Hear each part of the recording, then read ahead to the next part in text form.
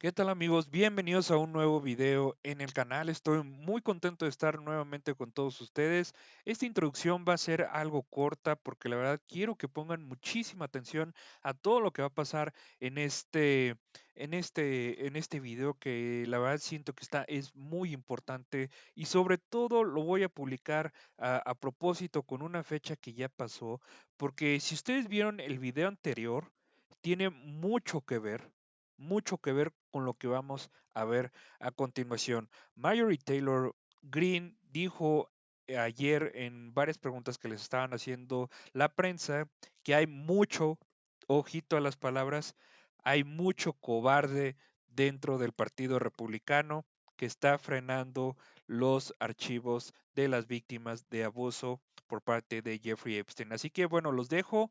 Disfruten el video y vamos a hacer una opinión al respecto. Así que adelante con las imágenes. Appreciate that very much, Mr. McGovern.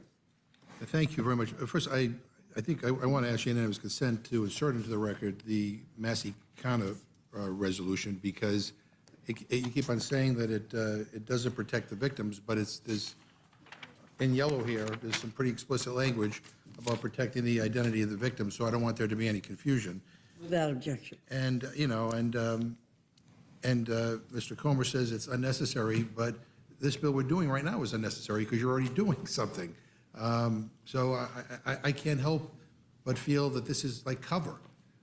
And I got to be honest with you, we've been trying to bring, legislation to the floor. We're trying to, amend bills to try to get this administration to do what Trump said he was going to do during the campaign, and that is release all the files. We had a recess early because people didn't want to take a vote on it. And I think, I appreciate the niceties of both of you appearing before this committee right now, but I got to tell you, I think what's going on here today is that Republicans are terrified. And I think we all know why. And that is because the president doesn't want to release all the files. I mean, after promising that he would release them during the campaign, then he issued, that was in 2024, and then 2025, he says, it's all a big hoax. It's perpetrated by Democrats and some stupid Republicans. That's his quote verbatim. So when you say all Republicans want this stuff released, I don't think that guy does. That's right. And what you're telling us that you're going to release some of the files tonight, if I heard Mr. Garcia correctly, 97% of which is already out in public. So we get 3% that's new. I don't know what it's going to say. But I just don't understand what the big deal is. Why can't the administration just release the files? You can do the investigation, but just release all the files. Trump and the people he put in charge of the FBI and the DOJ promised that they would. And it's just kind of strange that they haven't done so yet. I mean, don't you think? I mean, we just want to know, what are they trying to hide? Why is this such a difficult thing for them to do? Before we left for recess, you guys all told us that you wanted to release the files and that a non-binding resolution authored by Mr. Norman was an important step forward to getting the Epstein files released. Why hasn't that been called up yet? Mr. Scott had the authority to do so for weeks. He could do so this week. Hasn't done it. I don't know why not. Maybe Mr. Norman could explain to us why his Epstein resolution never made it to the floor. Maybe Mr. Scott can tell us why, would like to share with us why he decided not to call up the rule for its consideration when it was well within his power to do so. But honestly, the answers they give really don't matter because the resolution was nothing more than a distraction to buy time. And I think we're doing the same again today. But today's resolution is even worse. At least Mr. Norman's do-nothing resolution had a deadline of 30 days. If I'm reading your resolution correctly, there's no deadline. It's just an open-ended distraction with the same goal. Protect the powerful, hide the files, and buy some time for people to forget. So, all that has to happen for the files to be released is one thing. The Trump administration needs to release them. That is all. And if that's too complicated for some Republicans to get their arms around, that's okay, because they're in luck. Someone has already done the work for them. because there is a bipartisan bill offered by Mr. Massie and Mr. Khanna that would force the administration to release the Epstein files while protecting the victims. And Mr. Comer, just for the record, I think you're not in support of the Massie-Khanna bill, but let me ask you formally, do you support the Massie-Khanna bill to release the Epstein files? We're doing that as we speak. And you said some of the documents were going to be released. All 34,000 documents will be online, hopefully in the next 5 minutes, if they're not now. Yeah, but 97% of which we've already seen. Mr. Garcia. Yeah, I just want to add, first, appreciate the comments, but we should be clear. If it's true, as the chairman said, that every Republican supports disclosure around the Epstein files, then every Republican should sign the discharge petition from Congressman Khanna and Congressman Massie. There's no question. And the key difference in that petition as well is that petition ensures, one, that members of Congress are all on the record on releasing the files, and two, that petition, as you have in front of you, also ensures that the files actually go to the American public, that they're actually released to the public. I appreciate that the subpoena that we forced a vote on is going to our committee, and it's important work. Most of the documents that were sent to our committee, those initial documents were given to right-wing influencers back in February.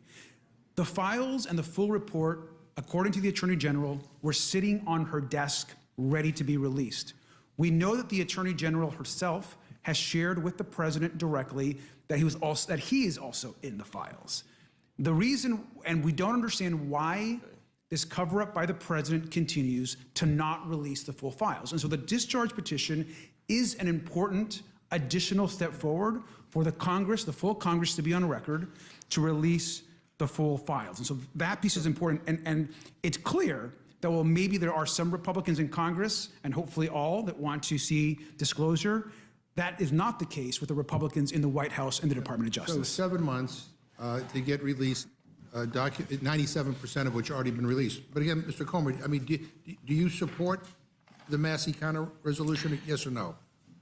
We're already doing it. And the discharge petition does not have the force of law. We've already subpoenaed. You can begin by look, saying no, and I'll let you. No, look, Mr. McGovern, it's very disappointing that you're trying to politicize this. We're trying to get answers. We're trying to do everything that's in this discharge petition, but you're trying to politicize it. No, it's a yes or no question. It's not a trick question. Do you think... We've already done what the discharge petition's asking. Do you think the resolution saying to keep doing what you were doing is better than a bill that can become law? The bill has no force of law. It has no force of the law. Yeah. You're just trying to do a political stunt.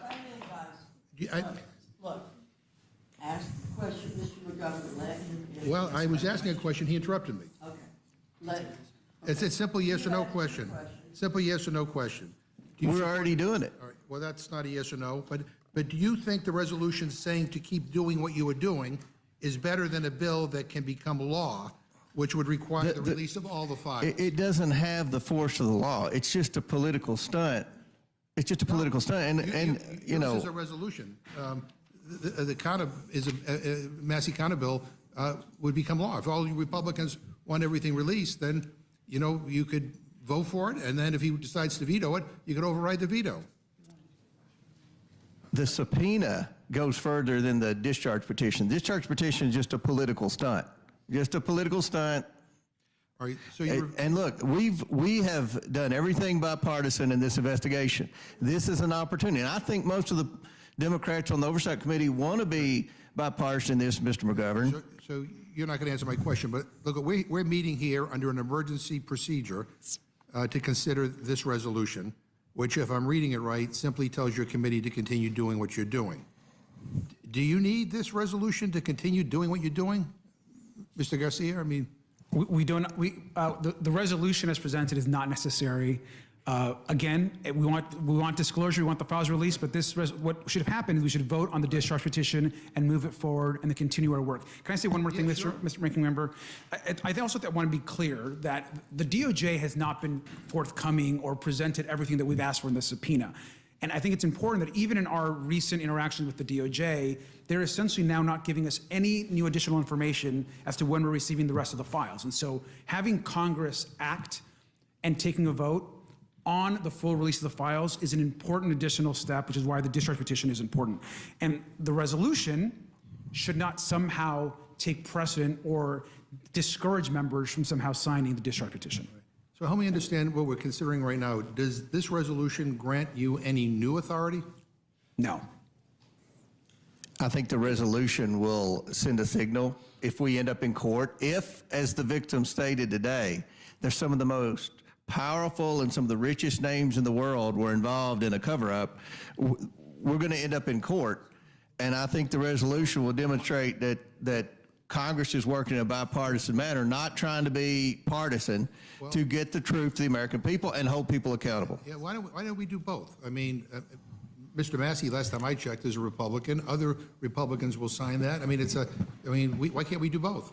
I think we can. I think, Would excuse me, Mr. McGovern, would the gentleman yield a moment? Yes. We can.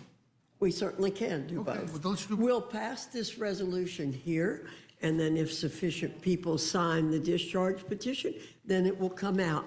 And it's my understanding there is a significant difference in the resolution that we have here and the Massey resolution, and that is this resolution demands disclosure, whereas the Massey resolution does not. So I think we can do both. Yeah. And let that happen. That we want to show that we want this done in a very important way. Well, if we can do both, then why is the Rules Committee standing in the way of allowing, I'm going to have a vote on the Massey counter resolution. Well, why would Republicans of the Rules Committee block us from just bringing it to the floor? We could vote on both. Because they've already started the discharge petition. Well, that doesn't, They've already started it. yeah, well, that's a nice, that's, whatever, that's, I don't even want to say what I'm thinking about that answer, but let me just ask, this is a yes or no question. Does the administration have the power to release the Epstein files with appropriate redactions to protect the victims and the survivors? Do they have the authority to do that? I think so, with the subpoena. yes. All right, they do, but they're not. And Mr. Comey, this resolution that is before us right now says that you're investigating mismanagement that led to Mr. Epstein's death. Mm-hmm. Who was the President of the United States when Mr. Epstein died in custody? I would assume it would have been Trump. Yeah. And I have just one last question. You referred to Ghislaine Maxwell as a terrible individual, and I guess the question is, maybe you can enlighten us. What have you done to investigate why Ms. Maxwell was moved to a minimum security facility? I mean, she's a convicted child predator, sent to prison. She testifies before some people in the administration. She didn't testify. She answers questions that are put forward by somebody in this administration. She basically says the president didn't do anything wrong, and then all of a sudden is moved to a minimum security facility. Are you going to do? Have you done a hearing on that? Are you doing a hearing on that? We've subpoenaed Ms. Maxwell. She sent a letter via her attorneys and said that she requested that we wait for the deposition until after the Supreme Court rules on her appeal. We're hoping that's this month. So as soon as the Supreme Court rules on her appeal, we'll go in and do a formal deposition. So Mr. Garcia will be there. I'll be there if he wants to be there. I'm not into And those questions can be asked. Those are legitimate questions. Well, but I don't think Ms. Maxwell can answer those questions. I mean, I listened to some of her interview, and it sounded like there was no cross-examination. I'm just curious why, after she said what she said, was she moved? So it's not about Ms. Maxwell. It's about somebody made the decision to move her, which I don't think was expected. Mr. Garcia? Yeah, I mean, look, let's be really clear.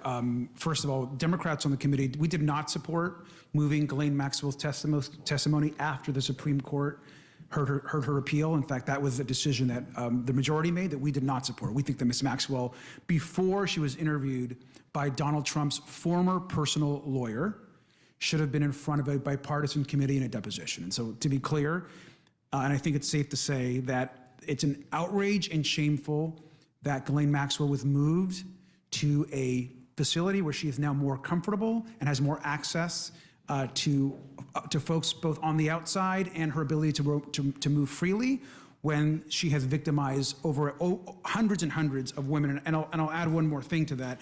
We've written to the DOJ, the Federal Bureau of Prisons, demanding answers, yet no response from the Attorney General. We have no idea why she was moved and who actually, at whose direction was she moved to that facility. But she was moved, and correct me if I'm wrong, by this current administration, right? Absolutely. I mean, I think... I would think that, you know, I mean, this is so outrageous that a big part of the investigation of your oversight committee should be on that as well. And I mean, I hope that you pursue that. But again, I think it is imperative that we pass the Massie-Khanna bill, because I think it does have the force of law, and because I don't trust this administration to basically. I mean, something's going on here. I don't know what, but there's a reason why everybody went from we're going to release the files one day to the next day saying we're not. So in the spirit of full transparency and the spirit of demanding that they do what they said they were going to do, I think I think we need to do more than what we're doing. Mr. Comer? Yeah, I was just told by counsel the documents pertaining to the move would fall under the Department of Justice subpoena. So I think that's a fair question that I'm confident if we don't ask it, Mr. Garcia will whenever we're. Yeah, I'll tell you, this whole episode has been outrageous and it's disgusting, and it's been strange, especially the way this Congress has dealt with it up to this point. And so some of us believe we ought to also pass the Massie-Khanna bill, and I hope that we will do that. And I hope my friends on the Rules Committee will allow us to offer it, because I'll bring it up as an amendment. I yield back. Thank you. Bien, señores, pues lo que acabamos de ver es totalmente como lo dijo James McGovern. Esto, la verdad, es repugnante cómo se ha estado llevando este tipo de cosas. Y él lo dijo al final de su intervención. O sea, él sabe, bueno, y él lo declara que él no confía en esta administración, en la administración específicamente de Donald Trump, de todas las personas que están rodeando en poder a Donald Trump, porque saben que este tipo de cosas están oliendo muy mal, no se sabe qué está pasando, se sabe qué está pasando, pero no se sabe el por qué. Alguien tiene que estar ganando con todo esto es seguro, o sea, es seguro, pero además de tiempo, alguien más está ganando algo con esto. La verdad es de que no se les ha hecho justicia como tal a las víctimas y a las sobrevivientes de estas personas. Y bueno, la verdad es de, como lo dijo ayer Marjorie Taylor Greene, la verdad es de que hay muchos cobardes que están dentro del Partido Republicano, dicho por ella misma.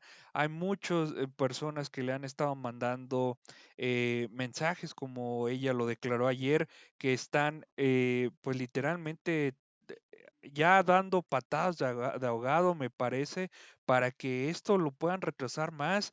Y sobre todo es de que, señores, está llegando la hora, o sea, se está llegando la hora. No quiero extender mucho el video, pero se está llegando la hora de que por fin vayan a revelar todos los nombres y sobre todo toda esa, perdonen la palabra, toda esa porquería de toda esa gente que estuvo involucrada, y muy probablemente no nada más una vez, sino de que eran placeres literalmente podridos de esas personas en sus mentes, que hicieron y ejecutaron esos abusos en contra de mujeres, de menores de edad, de niños. Y muchas cosas que la verdad no quisiera estar mencionando. Pero bueno, ¿qué es lo que opinan ustedes, señores? La verdad es que es una vergüenza total cómo ha manejado este tema la administración de Trump, porque sin duda están quedando como unos verdaderos hipócritas. Hasta aquí el video, señores. Me encantó estar nuevamente con todos ustedes. Suscríbanse, es totalmente gratis, es solamente para que ustedes no se pierdan los videos que hay aquí en el canal. Se va a publicar contenido diario. La verdad, nos vamos a estar enfocando un poquito pues en muchos temas porque están sucediendo muchas cosas al mismo tiempo. Así que bueno, se viene una carga de videos importante para todos ustedes. Así que me gustaría que los disfrutaran y los analizaran con su servidor. Así que bueno, hasta aquí el video. Señores, les mando un abrazo y nos vemos en el siguiente video. Bye bye.